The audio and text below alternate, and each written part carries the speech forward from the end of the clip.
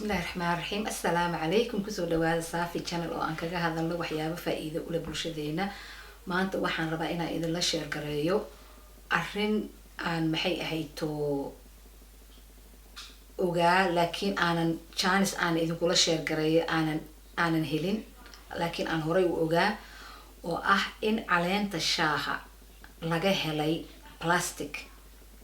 caleenta shaaha oo wadankan aan ku cabno bashqadaha yaryar ku jirta, bashqadaas yar ee ku jirto plastic ay ka samaysan tahay.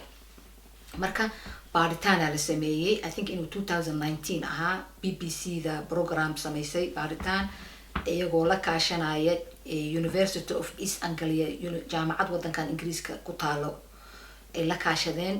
waxaa la taskareeyay dhowr company, dhowr brand oo tea bags kala duwan ah ayaa test lagu sameeyay. waxaa lagu shubay wax solution ammonia iyo waxaas solution ka samaysanaa lagu shubay.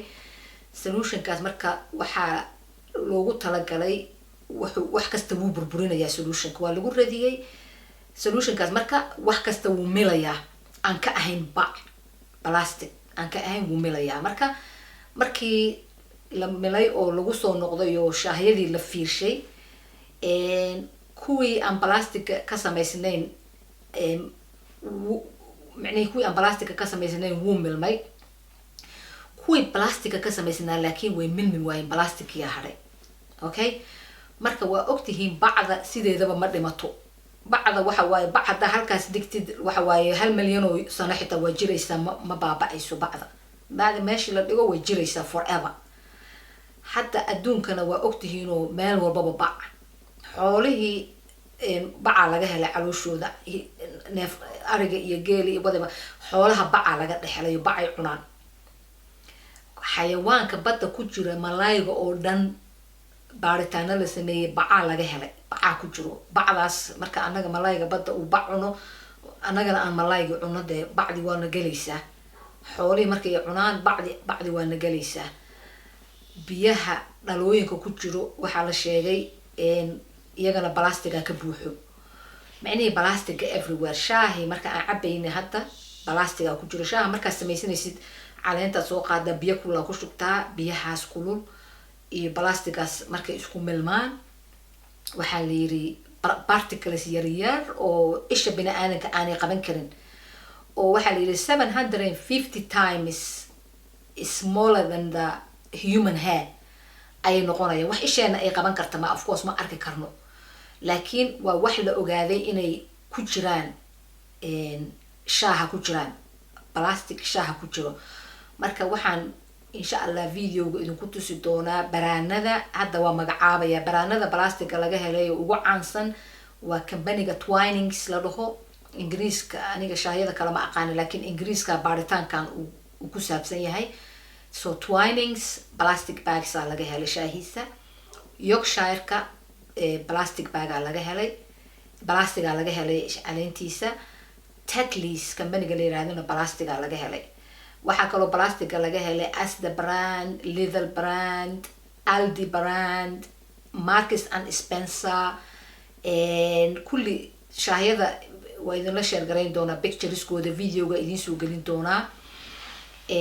kuwa laga helay kambaniyada plastiga laga helay caleentooda.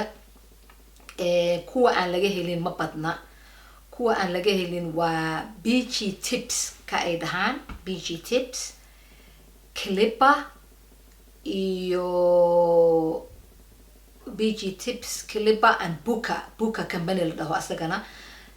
saddexdaas company lagama helin. kulli pictureskooda videoga idin soo gelin doonaa. marka aniga normally waxaan isticmaalaa Clipperka kay dhahayaan.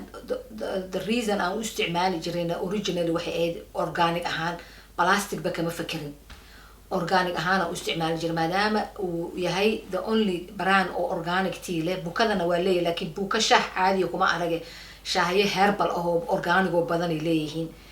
marka organic ahaan u gadanay aniga caleentaas very long time aan gadanay, nasiib wanaag. laakiin hadda waxaaba la sheegayba inay plastic free tahay, which is alxamdulillah. marka shaahyada caleemaha aad iibsanaysaan waa inaad ka taxadirtaan. haddii aad doontaan waxaad iibsan kartaan midka aan bacda ku xirnayn oo luuska ah, shaaha budada oo luuska ah, kaasaa ka saifsan. qaarkood of course organic ma aha, laakiin at least bacdeed ka badbaadaysaa. jaamacad kale oo Canada ku taala research iyagana shaahayadan ka samaysay, marka waxay ogaadeen in plastigaas waxay sameeyeen plastigii shaahiyay sameeyeen, plastigii marka shaaha ka milmay ayay waxay ku feed gareeyeen, ku dhex rideen xasharaad yaryar oo biyaha laga helo, water flea baha la dhahayo, water flea oo waa xasharaadka biyaha laga helo, af Soomaali kuma aqaano. marka waxay dhaheen water flea-gaas lagu feed gareeyay shaahi plastigii lahaa, biyihii plastiga lahaa. marka waxaa noo cadaatay dhaheen water flea-gii inuu si abnormal ah oo caadi ahayn inuu u koro ko, dabeecadiisiina ay isbedeshay oo dabeecad aan caadi ahayn iyo koriin aan caadi ahayn ka arkeen. marka researchka waxa uu leeyahay ma sheegi karno damage-ka uu human body-ga u geysanayo plastigan, ma sheegi karno, but waxay ku leeyihiin xasharaadkii dhibaatadii wuu soo gareeyay markiiba, laakiin bini aadanka dhibaatada uu u geysanayo ma sheegi karno. marka arrintaas waxa waaye ma cadda, because plastiga damage uu leeyahay, xasharaadkan yaray ku sameeyeen damage-kii wuu ka dhex muuqday. waxaan kaloo ognahay caqligeena iyo science-kaba uu sheegayna in plastiga maanta haddii halkaas piece of plastic la dhigo uu thousands of years uu jirayo, aanu baaba'aynin oonu burburaynin. marka plastiga halkaas aan dhigay hadduu kumaan kun aanu burburaynin oo aanu baaba'aynin oo qoraxda iyo dabaysha iyo ciidda iyo aanay waxba baaba'inayn, waxba duminayn, waxba yeelaynin, jidhkeena markuu gala marka dee inuu damage geysanayo waa common sense, caqligaaga ku siinaya. jidhkeenana looguma talagelin inuu plastic galo. marka kolay de waxyaabahan cuduradan adduunka jira iyo caafimaad daradan adduunka jirta iyo who knows meeshay kasoo jeedo, yaa og plastigan iyo dhibaatada uu noo geysan karo iyo inta cudurada uu koos garayn karo. kolay hadda wax la cadeeyay ma aha, laakiin hadda BBC-da noo baadhay videogana insha Allah, videoga BBC-dana hoostaan idinku soo xiri doonaa. shaahiyadana iyagoo muuqaal ah ayaan videoga idinka tusi doonaa, kuwa plastiga leh iyo kuwa aan plastiga lahayn, si aad uga digtoonaataan insha Allah. videoga intaasaan kusoo koobaya. haddaad jeclaysateen thumbs up, subscribe gareeya, inta aad jeceshiin la share gareeya. wassalaamu calaykum waraxmatullah.